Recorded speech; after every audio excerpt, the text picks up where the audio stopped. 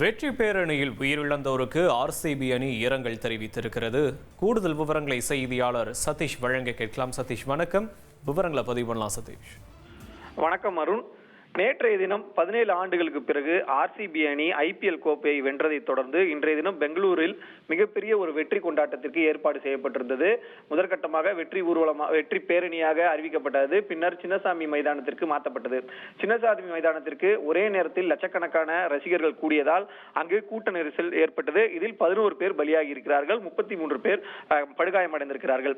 இந்த சூழ்நிலையில ஆர்சிபி அணியினுடைய அதிகாரப்பூர்வ இரங்கல் செய்தியானது இந்த நிகழ்வை ஒட்டி அறிவித்திருக்கிறார்கள். ஆர்சிபி அணி அதற்கான ஒரு அறிக்கையை வெளியிட்டிருக்கிறார்கள். அந்த அறிக்கையில இந்த துயர சம்பவத்திற்கு எங்களுடைய ஆழ்ந்த அனுதாபங்களை தெரிவித்துக் கொள்கிறோம், உயிரிழந்தவர்களின் குடும்பத்திற்கு எங்களுடைய இரங்கலையும் தெரிவித்துக் கொள்கிறோம் எனவும், இந்த நிகழ்வு அதாவது இந்த கூட்ட நெரிசல் இது போன்ற அந்த சம்பவம் நடைபெற்றது தொடர்பாக உடனடியாக உள்ளாட்சி நிர்வாகம் அங்கு இருக்கக்கூடிய உள்ளூர் நிர்வாகத்தின் வழிகாட்டுதல் படி நாங்கள் பின்பற்றினோம். அந்த நிர்வாகத்தினர் உடனடியாக இந்த நிகழ்ச்சி நடந்து கொண்டிருக்கும் போதே எங்களுக்கு தகவல் தெரிவித்தனர். அதன் அடிப்படையில் எங்களுடைய நிகழ்ச்சியை பாதியிலே நிறுத்திக் கொண்டு அவர்கள் கூறிய வழிகாட்டுதலை பின்பற்றினோம் எனவும், எங்களுடைய அனைத்து ஆதரவாளர்களையும் தயவு செய்து பாதுகாப்பாக இருக்குமாறு கேட்டுக்கொள்வதாகவும் அந்த அறிக்கையில தெரிவிக்கப்பட்டிருக்கிறது. வருண், விவரங்களுக்கு நன்றி சதீஷ் முருகன்.